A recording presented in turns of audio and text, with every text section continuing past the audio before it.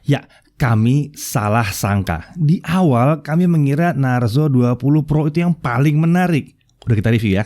Ternyata Narzo 20 atau Narzo 20 ini lebih menarik. Harga lebih terjangkau, baterai besar, irit pula baterainya, chipsetnya kencang untuk kelasnya, dan kameranya secara mengejutkan bisa diandalkan.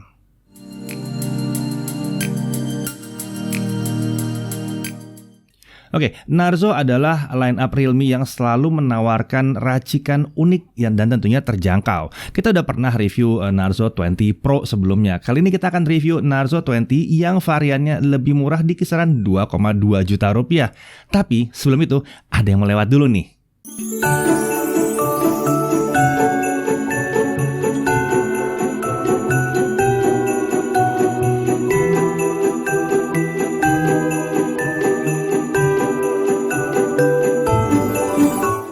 Oke, mari kita lanjut ke paket penjualannya. Ya, di dalam kita lihat ada unit Realme Narzo 20-nya, kemudian ada charger 18 watt, ada kabel USB Type-C, ada screen protector yang terpasang di layar, ada SIM tray ejector, dan ada paket dokumen. Mari kita lihat bodinya sekarang ya. Di bagian belakang ini bodi adalah bodi polikarbonat ini ya. Desainnya disebut sebagai katanya V for Victory kata Realme gitu. Jadi ada V-nya gitu. Ya udahlah, gaya lah pokoknya, ada keren lah, ada patternnya gitu ya. Opsi warnanya ada silver sword, ini yang kita cobain, kita tes ini silver sword di sini. Ada blue blade juga. Untuk dimensinya 164,5 x 75,9 x 9,8 mm dengan bobot 208 gram. Agak berat tapi cocok dengan baterainya, nggak terlalu berat-berat banget lah untuk baterainya dan untuk ukurannya ya. Lalu untuk di sebelah kanan kita lihat ada tombol power dan tombol volume up and down. Di atas kita lihat itu kosong. Di sebelah kiri ada SIM tray non-hybrid, jadi bisa 2 nano SIM plus 1 micro SD. Nah ini yang benar nih, kelas 2 sampai 5 juta lah ya, harusnya emang non-hybrid, jangan pakai hybrid. Oke, di bawah kita lihat ada audio jack 3,5 mm ya, ada mikrofon di situ dan ada USB Type-C dan speaker. Lalu di sisi depan kita lihat ini adalah layar dengan mini drop full screen di sini, 6,5 inci 1600 x 720 pixel. Jangan protes dulu ya, karena ini adalah layar yang oke. Sebetulnya kita tidak merasa ada salah dengan 720p atau HD Plus ini, karena kualitas gambar tetap bagus. Dan ini sudah dilapisi dengan Corning Gorilla Glass. Lalu kita bisa lihat di bagian atas earpiece itu ada di bezel atas layar. Dan kamera selfie-nya itu ada di dalam notch atau mini drop, yaitu kamera selfie 8 megapiksel f2.0 dengan kemampuan perekaman video sampai dengan 1080p 30 fps. Terus terang kalau lihat speknya kita nggak tertarik, tapi nanti lihat hasil pengujiannya. Oke, sisi belakang kita lihat ini adalah kamera 48 megapiksel AI triple kamera katanya. ya kameranya ada 48 megapiksel f1.8, ada wide angle 8 megapiksel, ada makro 2 megapiksel, dan videonya itu bisa perekaman sampai dengan 1080p 60 fps. Oke lah buat kelas harga segini. Slow-mo-nya ada di 720p tapi hanya 120 fps. Kemudian fiturnya lumayan lengkap, ada super nightscape, ada 48 megapiksel, ada time lapse, ada expert mode. Jadi ada pro-nya di sini. Lalu dia punya fingerprint scanner di sebelah kamera ini. Memang terasa agak sedikit old school ya kalau misalnya fingerprintnya di sini. Tapi ya udahlah, nggak apa-apa, harganya segini. Sekarang mari kita lihat jeroannya. Ya, ini adalah MediaTek Helio G85 12 nm. Ya, keluarganya Helio seri G yang lumayan kencang ini ya. Cortex A75 ada 2 biji dengan 6 Cortex A55, dan RAM-nya ini 4GB dengan storage 64GB. Tapi ingat, ekspansi storage-nya tadi bisa pakai micro SD. Jadi kalau mau nyimpen hasil foto yang banyak itu, kalau udah 6 bulan aja pasti udah banyak ya, hasil rekaman video itu bisa pakai micro SD. Download YouTube juga bisa micro SD ya. Jadi bisa terbantu dengan micro SD. Oke, lanjut. Baterainya 6000 mAh. Nice, 6000 mAh. Ini support charging 18 watt ya. Dan untuk UI dia pakai Realme UI dengan basis Android 10. Untuk sensor dia punya accelerometer, proximity, light sensor, e-compass, dan sayangnya virtual gyro atau soft gyro. Jadi ini bukan hardware gyro. Lalu untuk fitur keamanan, selain fingerprint yang tadi ada di belakang ini, dia juga punya face unlock. Konektivitas jelas 4G, bukan 5G. Hari ini masih belum ya untuk kelas harga segini ya. Dan untuk Wi-Fi-nya dia bisa Wi-Fi 5 atau Wi-Fi 5, jadi AC dia bisa. Kemudian Bluetooth-nya sudah 5.0. Kita masuk ke pengujian benchmark sintetis dulu. Kita lihat Antutu 7 di kisaran 157 ribuan. Oke, ini G85 banget. Antutu 8 204 ribuan. Lagi-lagi ini memang G85 banget ya. Geekbench-nya juga menunjukkan bahwa performance-nya oke banget di sini untuk kelas harganya tentunya. Lalu kalau kita beralih ke T-Rex off-screen, kita bisa lihat bahwa ya ini bisa jalan di 45 fps, sudah oke banget. Manhattan off-screen bisa jalan di 25 fps, sudah lumayan di sini. Sementara itu 3D Mark kita bisa lihat untuk skor grafiknya ada di 1236. Sebagai catatan, kita melihat bahwa ada setting performance mode di menu setting. Kita udah setting, mau performance, mau nggak pakai performance, hasilnya sama aja. Untuk benchmark. Jadi ada kemungkinan benchmark kalian memang akan running selalu di full performance. Oke, kita lanjut ke gaming PUBG Mobile. Defaultnya cuma ada Smooth Ultra sayangnya ya. Jadi untuk ngetes kemampuannya kita unlock gimana? Kita unlock aja jadi Smooth Extreme, kita mau lihat. Ternyata dia bisa 46 sampai 60 fps. Lumayan, tapi membuat kami berpikir mungkin mendingan Smooth Ultra aja ya. Jadi FPS-nya bisa lancar rata terus, kecuali kalau kalian mau mainnya kompetitif banget. Kemudian untuk PES 2020 kita set di standar 60 fps, kita dapat 50 sampai 60 fps. Ini oke banget sih ya. Genshin Impact 1.1 ya.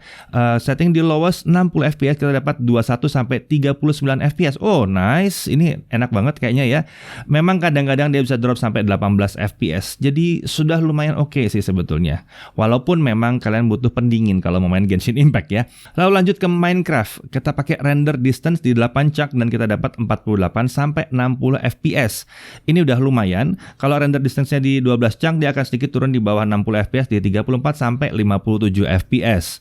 Lalu untuk Mobile Legends kita bisa set di High HD HFR, shadow-nya di off, dan kita dapat 54 sampai 60 fps. Jadi kayaknya kalau ini dipakai buat main game kompetitif lumayan bisa ya, lumayan. Tadi kita bahas soal suhu, kita detailkan sedikit soal suhu ya. Kita ngukur main game setengah jam, kita lihat PUBG Mobile suhunya itu hampir 40 derajat di titik yang paling tinggi suhunya. Ya, di titik paling tinggi suhunya, nggak seluruh body ya. Sementara itu Genshin Impact, ya memang terbukti yang paling sadis, kita bisa sampai 46 derajat Celcius di titik dengan suhu tertinggi. Buat acuan, 40 derajat Celcius itu adalah suhu di mana kalian merasa kurang nyaman memegang si smartphone ataupun perangkat-perangkat gadget yang lainnya. Oke, gimana kalau kita lanjut ke tes kamera, tapi saya tes di luar aja, jangan di sini. Ya, jadi ini adalah kameranya si Narzo 20 atau Narzo 20. Ya, ini kamera selfie-nya dan kita di video 1080p 30 fps. Kurang lebih seperti ini hasilnya. Audio saya nggak pakai apa-apa ya, saya nggak pakai mikrofon di sini. Ini mikrofonnya langsung dari si smartphone ini. Dan saya juga nggak pakai tripod, saya nggak pakai gimbal, ini pegang pakai tangan langsung aja. Oke, kalau kita jalan seperti apa? Seperti ini kira-kira. Nah, ini yang terjadi kalau kalian pakai dia buat vlogging ya, pakai tangan aja saya pegangnya. Kurang lebih kayak gini kalau saya jalan-jalan. Gerakannya kayak gitu ya. Ya, bisa dilihat efeknya gimana. Nah, ini kalau ada matahari jadinya backlight. Nah, bakal bisa dihandle. Kayak gitulah hasilnya kurang lebih ya. Ini backlightnya parah banget di atas ini. Jadi dia berusaha untuk mengkompensasi jadi ya. Oke, ini adalah video dengan kamera utamanya 1080p. Kita bisa lihat seperti apa stabilizernya, kualitas gambarnya di kamera utama ya. Ya, kurang lebih seperti ini ya. Nah, sekarang saya menggunakan kamera ultra wide-nya di sini. Nah, agak beda ya, karena ultra wide jadi lebih lebar rasanya memang. Kualitasnya kurang lebih seperti ini ya. Oke, ini dengan kamera belakang di dalam ruangan, video 1080p, kurang lebih seperti ini, ya. Bisa lihat mungkin apakah ada noise-nya. Untuk kamera belakang cenderung lebih rapih ya. Iya, walaupun kalau emang agak gelap ya tetap aja pasti bisa ada noise. Nah, kalau dalam ruangan, videonya kurang lebih seperti ini. Kalian masih bisa lihat ada noise mungkin, ya. Dan perhatikan detail di muka saya seperti apa, apakah cukup oke atau enggak. Nah, kurang lebih begini kalau dalam ruangan. Ini dalam ruangan tanpa lampu, tapi memang masih ada jendela sedikit ya. Jadi kondisinya memang tidak terlalu terang. Oke, sekarang kita balik ke studio lagi. Tapi kali ini saya pakai si Narzo 20. Iya, ini si Narzo 20 dengan kamera selfie-nya. Jadi saya bisa lihat diri saya sendiri. Jadi surprisingly si Narzo 20 ini kamera videonya itu luar biasa oke banget detailnya, terutama untuk di luar, detailnya luar biasa banget. Untuk audio itu juga oke banget menurut saya ya. Karena audionya crisp gitu, oke banget, nggak berantakan, nggak kayak terlalu banyak dikompres juga. Lalu untuk foto, depan belakang juga untuk kamera utamanya ya, itu oke banget. Sayangnya untuk kamera makro, saya sih nggak terlalu tertarik ya kamera makronya. Kemudian untuk ultra wide, jarak fokusnya agak sedikit harus jauh dan detailnya juga rendah. Jadi saya hanya ngomong kamera utamanya, depan dan belakang, itu keren banget. Memang sayangnya night mode kurang gitu banyak bantu ya, walaupun ada sedikit bantuan tapi kurang gitu banyak bantu, tapi dia punya mode manual. Dalam mode manual ini kita bisa setting speed dan ISO-nya. Jadi speed bisa lumayan sampai 16 detik, sementara ISO bisa sampai 1600. Jadi kalau butuh foto pakai tripod di ruangan yang gelap atau di tempat yang gelap masih bisa. Jadi sebenarnya kameranya si Narzo ini udah cukup banget kalau mau diandalkan buat vlogging, buat content creation ya. Asal mungkin kalian mungkin mau mikirin mau mendapat audio sedikit lebih bagus, mungkin pakai mic lavalier. Jangan kayak sekarang, saya nggak pakai mic sama sekali nih sekarang nih ya. Atau kalau mau dipakai buat jalan-jalan ya kalian mesti hati-hati, mungkin mesti pakai gimbal juga. Tapi yang jelas kameranya udah keren banget kualitasnya untuk harga segini, luar biasa lah. Oke, sekarang mari kita lanjut lagi ke aspek pengujian yang lainnya. Ya, oke, kita balik lagi. Sekarang kita tes baterai. Oke, kita lanjut tes baterai ya. Untuk tes baterai ini kami terkesan. Kenapa? Video playbacknya itu bisa mencapai 31 jam. Dengan baterai 6000 ini luar biasa, lama banget. Kita nggak nyangka dengan MediaTek G85 video playbacknya bisa selama ini. Ini luar biasa banget sih, emang enak banget. Gaming, PUBG Mobile 30 menit dia hanya berkurang 7-8%. Wow, ini memang nggak segitu hebatnya, tapi yang menarik adalah dengan Genshin Impact 1.1, 1 jam itu hanya berkurang sekitar 15%.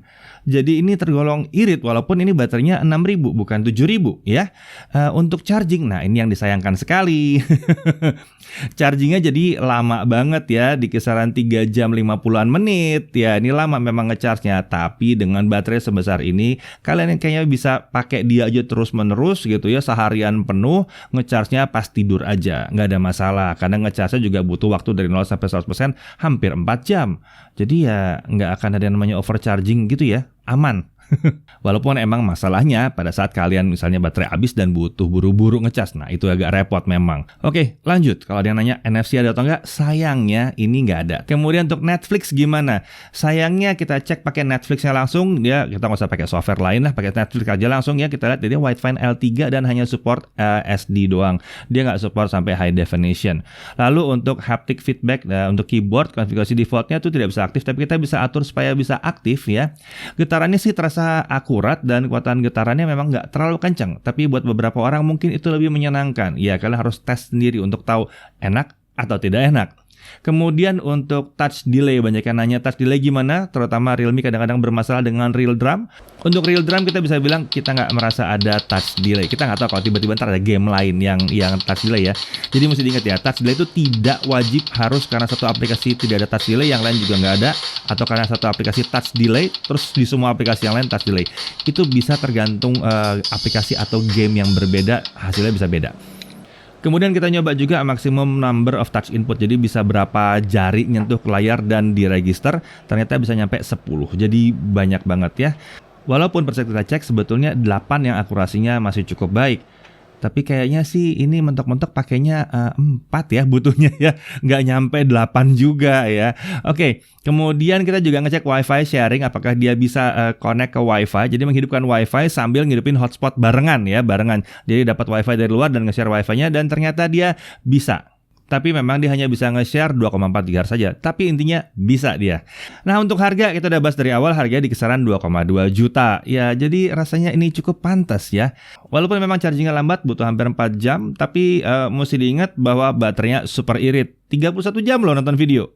Netflix belum support HD, tapi untuk kelas harga ini bisa dimaklumi lah. Soalnya banyak banget yang nggak support juga. Gyronya virtual ya, jadi nggak berfungsi sedetail dan serapih gyro beneran. Tapi ini untuk navigasi ya, misalnya untuk pakai Maps itu nggak masalah. Tapi kurang nyaman kalau untuk gaming memang ya. Kalau kalian gaming nggak butuh gyro, ini aman, nggak problem ya. Suhu permukaan juga ya cenderung agak tinggi kalau game berat dijalankan dalam waktu yang panjang tentunya. Tapi lucunya nggak ada gejala throttle. Nah, ini seakan-akan dia adalah sebuah smartphone gaming yang mengizinkan panas tinggi tanpa throttle. Jadi saran saya perlakukan seperti smartphone gaming juga. Kalau kalian mau main game dan dalam jangka waktu yang lama, pakai itu gamepad yang ada kipasnya atau pendingin-pendingin yang lain ya, akan sangat membantu sekali. Kemudian layarnya emang masih resolusi HD, tapi kami nggak merasa ada masalah dengan resolusi HD di layarnya. Terutama karena layarnya juga nggak gede-gede parah gitu ya. Jadi kerapatan pikselnya masih oke banget. Sejujurnya kami nggak sadar dia HD sampai kami selesai nyeting-nyeting dan pre-testing di beberapa hari pertama. Karena nggak ngecek spek. Terus tiba-tiba begitu ngecek spek, iya bener ya, ini HD ya. Kok enak gambarnya. Lalu fitur kameranya memang nggak yang luar biasa lengkap banget sebetulnya ya. Nggak ada fitur seperti Ultra Steady atau Ultra Steady Max ya, memang untuk stabilizer. Tapi kamera depan dan belakang memiliki kemampuan untuk menunjukkan detail yang baik sekali, luar biasa. Baik untuk video maupun foto itu bagus banget. Audio pun oke banget untuk kelas harganya. Lalu bobot juga nggak bisa dibilang ringan, tapi nggak bisa dibilang berat juga sih sebetulnya ya. Pas lah untuk smartphone zaman sekarang, nggak terlalu berat lah ya untuk hitungan zaman sekarang dengan baterai 6000. SoC-nya tergolong kencang. Jadi ya ini kalau kalian nyari smartphone 2 juta, tepatnya 2,2 juta ya, nggak butuh gyro hardware, performance-nya oke, basic dasar kameranya bagus dan baterainya bagus banget. Si Narzo 20 ini bisa jadi pilihan yang sangat baik. Saya Didi Irfan, Jagat Review TV.